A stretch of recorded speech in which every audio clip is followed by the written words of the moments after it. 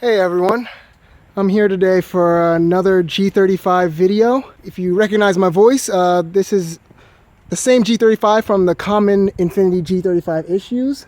I have now hit 150,000 miles, as you can see based on the title of this video, and I am pretty excited.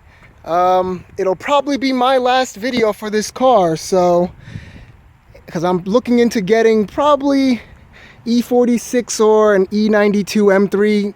Just been on the search for that, but this car has been great. For the congratulations for getting 150,000 miles on this car, which I'm very proud of.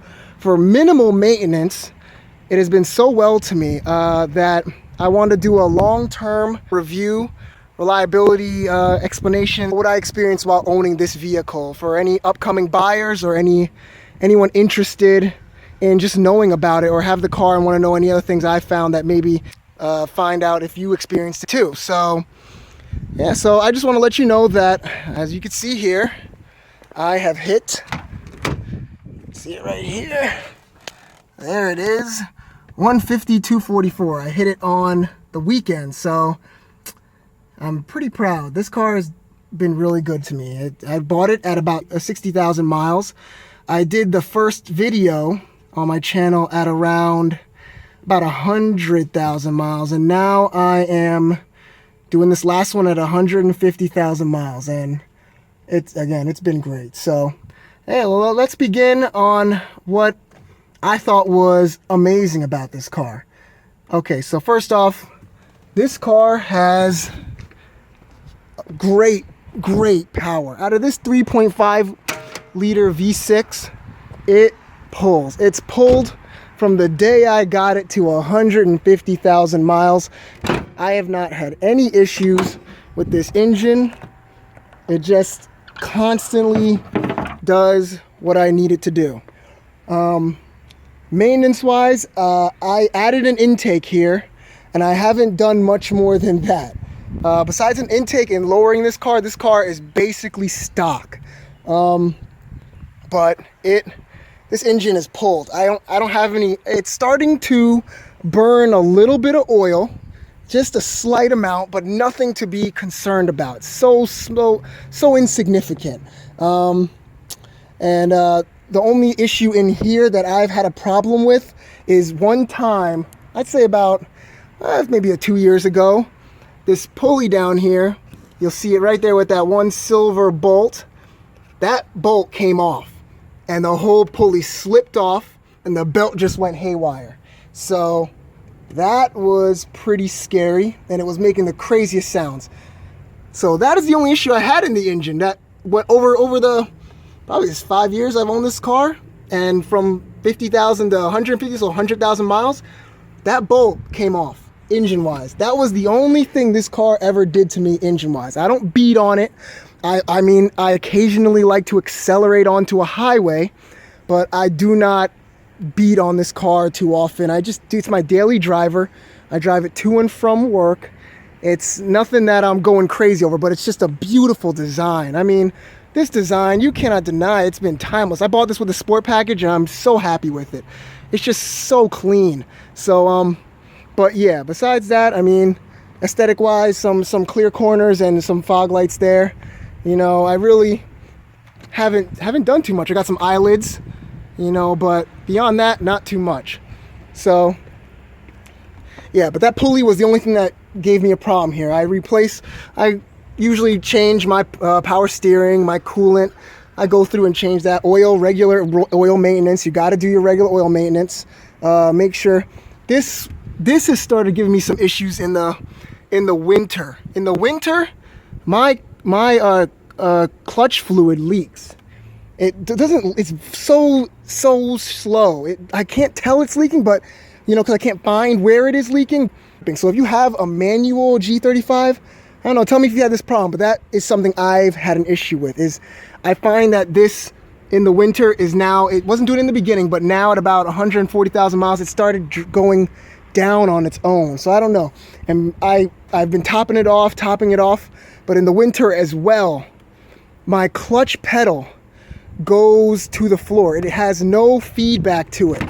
it starts in the morning when I start the car.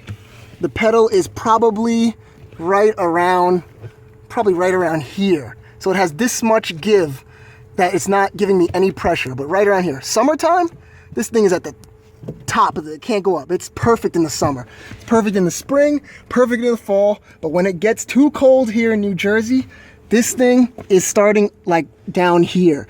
And then to get into gear, it's almost sometimes gets to the point where it's impossible. So it's a little scary. But I pray to myself that I'll get through the winter.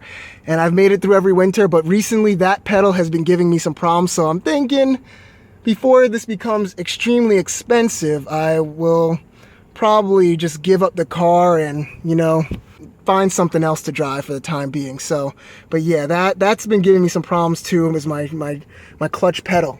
And it's just my clutch pedal because my transmission is perfectly fine. I mean, when this thing works, it freaking works. I can get into all the gears. I can do what I want to do. It just goes first, second, third, no problems. It has a little bit of a synchro. It seems like it kind of notchy between third gear and stuff, but it's never intrusive. It does not stop me from getting into gear. It lets me go in just kind of, it's a little bit notchy, but it goes. Oh man, this thing pulls. It pulls from day until night. It's just great. Of course, it's a little better in colder temperatures, but it's just been amazing for me. You can see this right here, and you guys all know what that's covering. That is an infamous ripping leather spot on Infiniti G35s. They are known to rip right here under this. I'm going to post a picture so you can see what it looked like before. I bought one of these patches on Amazon. I'll also post what brand of patch this is, because man, this thing has literally fused itself to my leather, and it covers up the ripping part. And even though it doesn't look, I mean, they have many different colors, none that match my interior exactly, because my interior is kind of dirty. I'm hoping over time this will just get dirty and start to blend in, but they have other colors. So if you can even cut it, you can, depending on, mine started ripping along the side here coming up, and it has all this ripping leather cracking stuff going on here. So you'll see the before, this is the after. You can cut it, you can do what you want with it. It's just really reliable. I've had it for about, maybe 7 months now, and this thing has not come off. So, and it looks cleaner than it did when I had it open. It was just ripping every day because I'm sliding off and on this thing. So Infiniti did not design this well. You will find this when you're looking for your car. A lot of them probably have this problem now. So just keep an eye out for it, and this is a good alternative to handling this issue. Come around here. I'm gonna go outside and tell you something that I have had a problem with this car, and that is another thing Nissan Infiniti is known for. Again, my car has been an all-season car. I've driven it all season. It's not garaged. It looks great for what I've been able to maintain it with. You know, using my own rags, my own cleaning equipment, you know, things like that. I've kept it looking as shiny as I possibly can, but weather affects all cars. Salt affects all cars. We have salt all over the roads up here in the wintertime in New Jersey, so this car has been kind of beaten up, you know, on the outside. You can't see it because I try to really hide it well, but I've got some rust over here, and I try to keep it, you know, you really can't see it. It's tough, but if you look closely, it's in this area. It's coming around here and on the outside. Keep an eye out for the wheel wells on your Infiniti, the quarter panel and fender, just to make sure you don't have any rusting.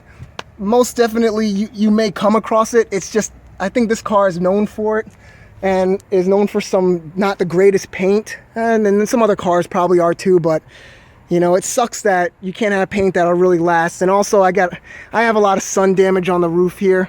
You know, you can tell it's kind of bland. You know, you can see the cloud really well there, but up here, you know, watch what happens, it disappears.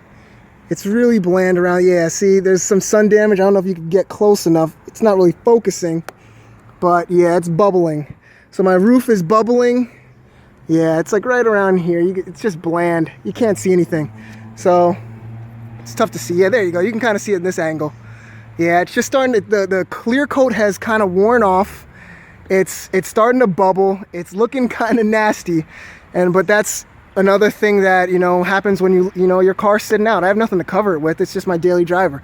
Hasn't affected the trunk yet, and has not affected my hood, thank God. Because it looks nasty when it hits the hood. But the roof is, yeah, it's getting kind of cracky and nasty. So, but that, besides the rust on my quarter panel, and I have rust on my door here, down at the bottom. Yeah, it's right down here along this thing. I try to keep it as blue as possible, but painting over that sometimes to make sure the rust doesn't come through. But yeah, I've had some issues as well with my bumper also. So my bumper takes the abuse of everything. Everyone's bumper takes the abuse. If I can take back one thing and redo it with this car is when I bought it, I would have got a clear, it's like a clear bra. It's perfect. I would have got that for this. Right now, at this point, it's been beat up. It won't even probably stick to my car very well.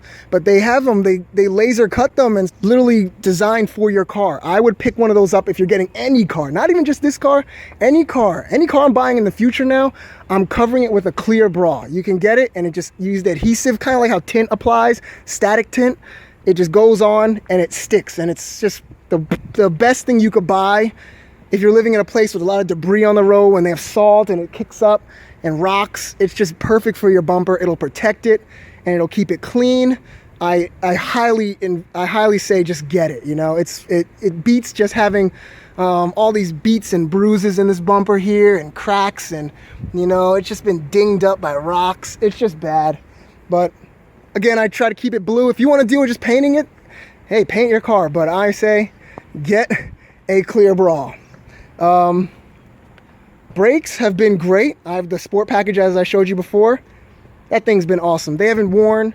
I have drilled and slotted rotors there too, and they have been amazing. I've had no problems with the brakes. I've had no problems with the intake that I put on here. It's probably the only thing I'll do. I used to do a lot of stuff with cars, and you just got to do so much ECU mapping now and things like that with just tuning. It costs a lot of money. If you get the time, do it. But me, I was just like, let me just do an intake and I'm done. Just give it a little bit more engine grunt.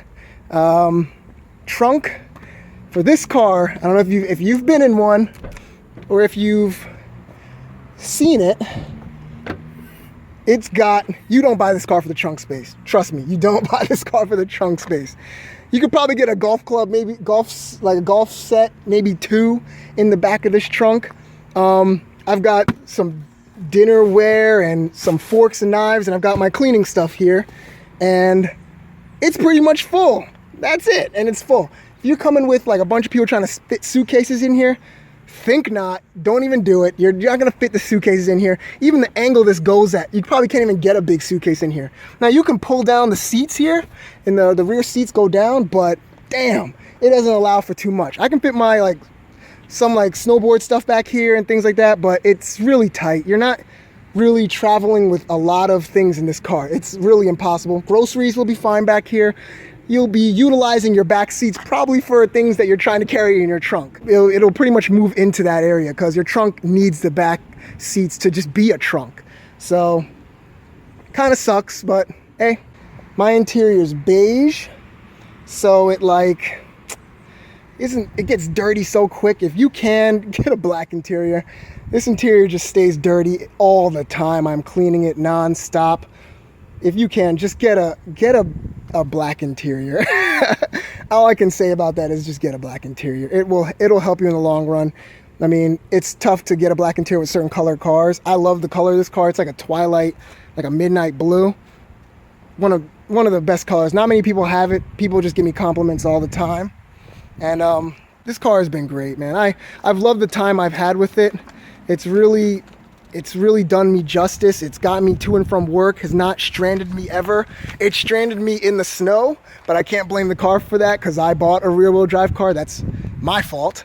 It's not the greatest car in the snow. If you drive carefully, patiently, and just do what you're supposed to do and not be stupid, you can get by owning this car. I mean, I've had it for 5 years and I got stuck twice out of the 5 years in the snow. It's a little bit of a hassle, but it was okay. It wasn't too bad. You know, someone just came and they pulled me out. The power, 280 horsepower. This car's been amazing, man. It pulls. I love the way it pulls. But this car, man, this car is some fantastic curves. great flowing lines. For '04, this car was a head turner, and long-lasting design. This thing, it's just stays looking good. And if you're a fan of the way the VQ sounds, the VQ sounds so good. It's just got a very distinct and purring sound. So I feel like they did a great job designing that. Let's give it a few revs here, just so we can. I haven't heard how it sounds from the outside in a long time, so let's see what we can get from this.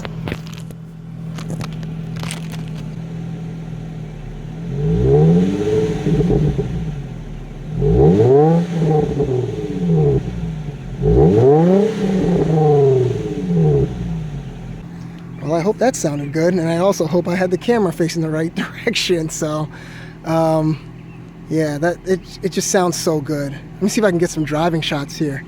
Let's see what we can do. Okay, I've got this camera set up here. Hopefully you can hear me. This is a very inexpensive and cheap way to set this camera, so it may be bouncing around a little bit. I'll probably use YouTube's auto correct, kind of makes it not so shaky camera. Hopefully that'll help, but this will do for now. Just want to get some little clips here, and I'm gonna rev it out a little bit here so you can really hear.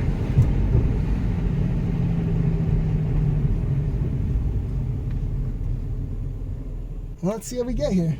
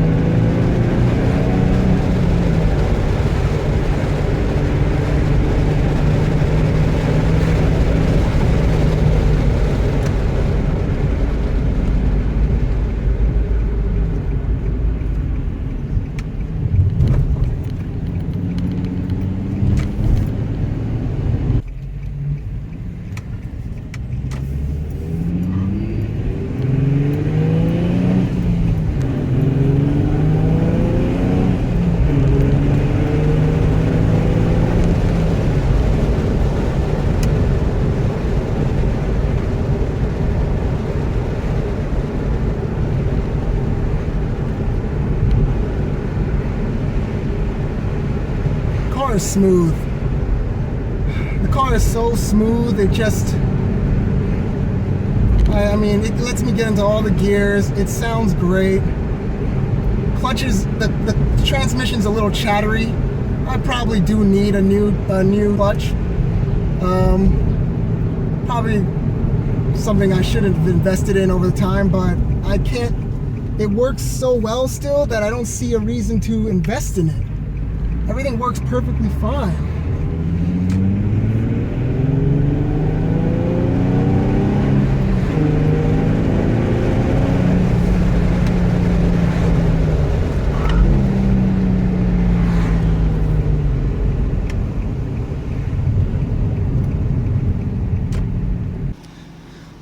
So my G35 didn't come with a navigation system or anything like that.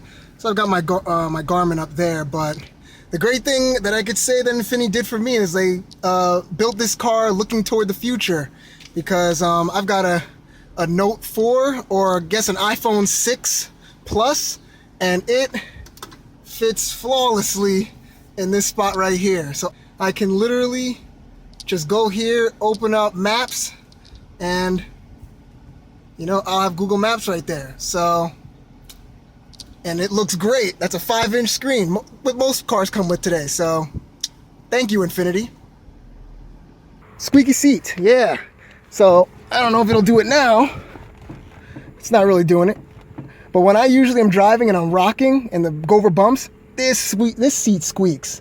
Something also is, if you look at my, I reset my my counter that counts the miles, and I pretty much filled up my tank. I filled up my tank yesterday.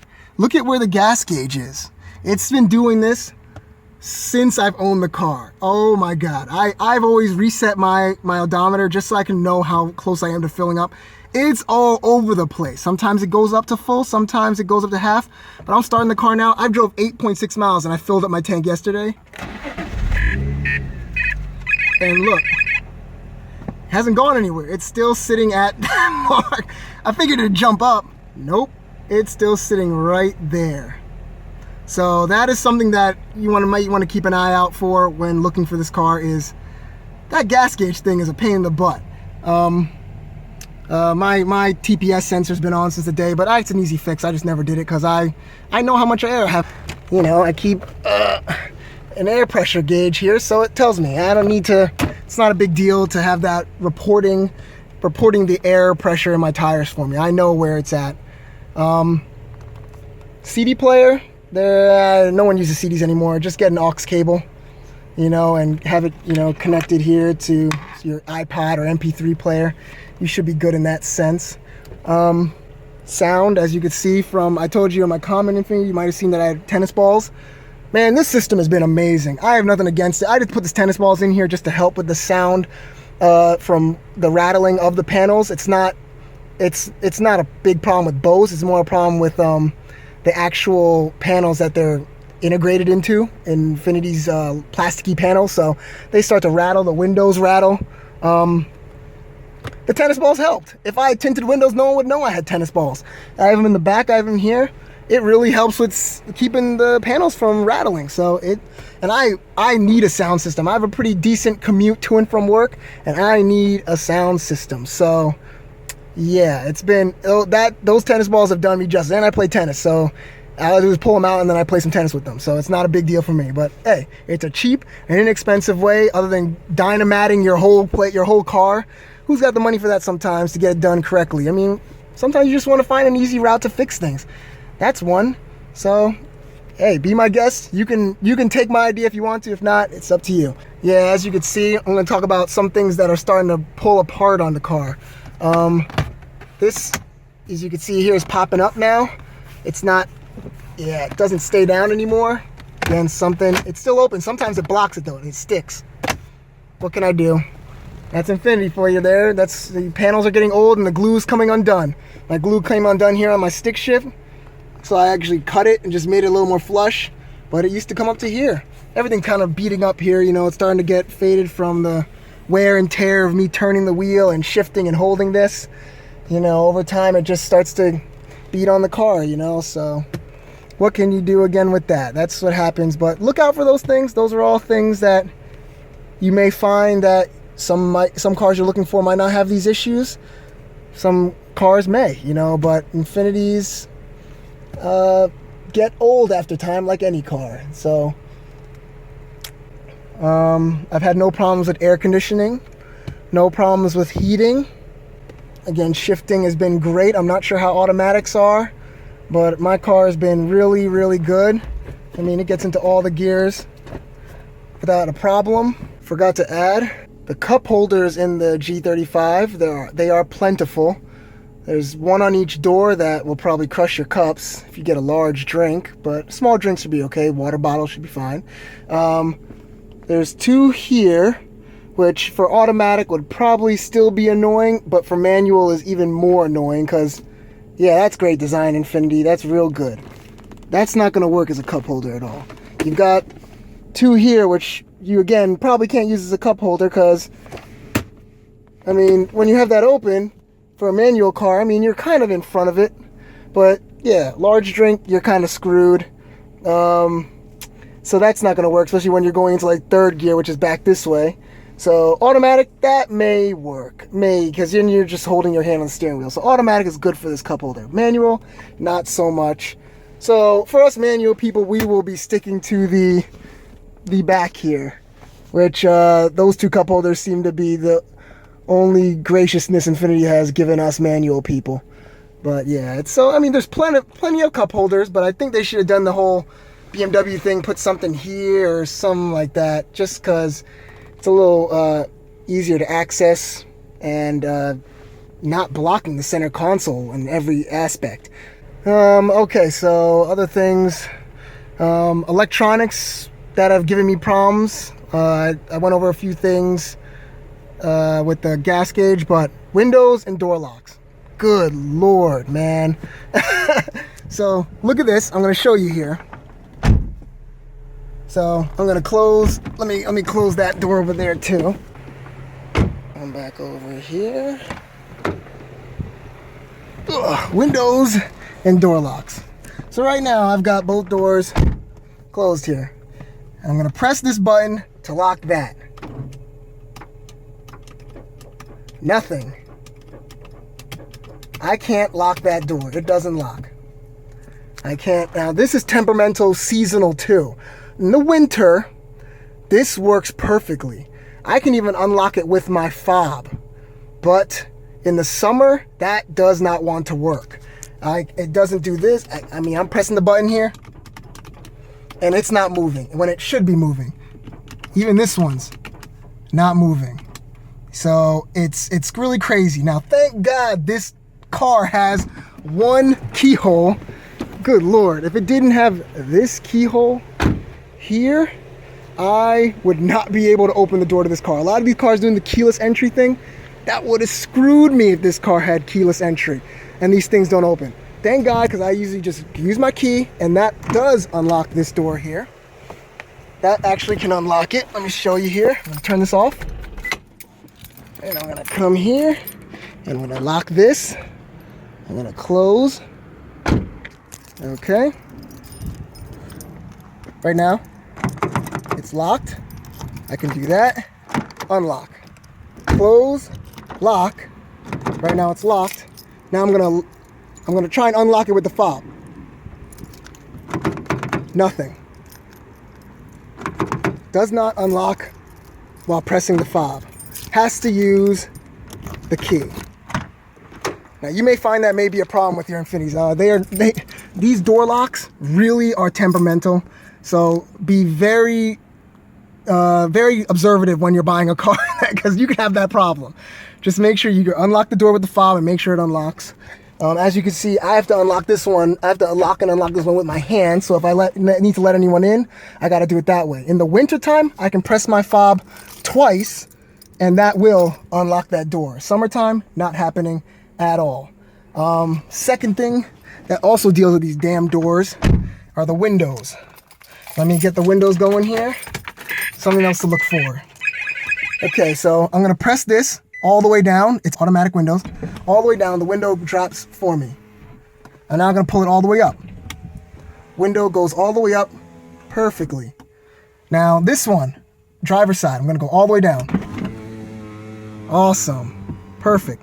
Now I'm gonna go all the way up. Okay, all the way up. All the way up. Okay, window. Thank you for being very temperamental during this video. Now watch what happens. Okay, I didn't press anything there. Go up. Okay, close. Fucking damn thing. So I cannot go auto window. I have to actually tap it a little bit up to close it on its own. I can't go automatic like this window. I can go down and I can go up. Not pressing it, and it stays up. This one probably needs a recalibration, but I've been through 3 window motors on this car, And oh man, it's been a pain. You don't know how that pisses me off. Twice it's happened at a drive-through and in the winter. My window has gotten stuck down at a drive-through in the winter. That was the shittiest time ever because I drove home and like it was 17 degrees outside. Not fun at all. So I think the small negative things of this car have to deal with just the electronics. There's a few things in here that have failed even earlier on in the life of this car. The windows and door locks were giving me problems. That's an earlier on thing. So I'd have to say that is something to really look out for. The leather on the seat, keep an eye out for that. There are ways to fix that though, but I'd say just the electronics alone, the gas gauge problem, which is probably something going on with the fuel tank. So they're probably in the fuel pump or something with the fuel tank. You might have to look there, something going on there, some kind of sensor. It's always a sensor these days. But beyond that, suspension, tires, engine, the block itself, hoses. This car's been very reliable in that sense. Just make sure you do your normal maintenance. Please do your normal maintenance. Take care of your car. It will last. I can bet you I can probably get another 50,000 miles out of this thing easily. It's still got plenty of life left in it. This engine has got tons of life, tons of power. Not tons of power, but enough power that it pulls. And it has gotten the job done for me. So thank you, G35, for everything that you have given me in terms of a non-stressful lifestyle. And I hope this video helps out some other people, some of the buyers looking for this car. And thanks for watching my videos. Say bye to the G35. It'll probably be gone in a month or so. So, yep, thanks again, guys. See you later.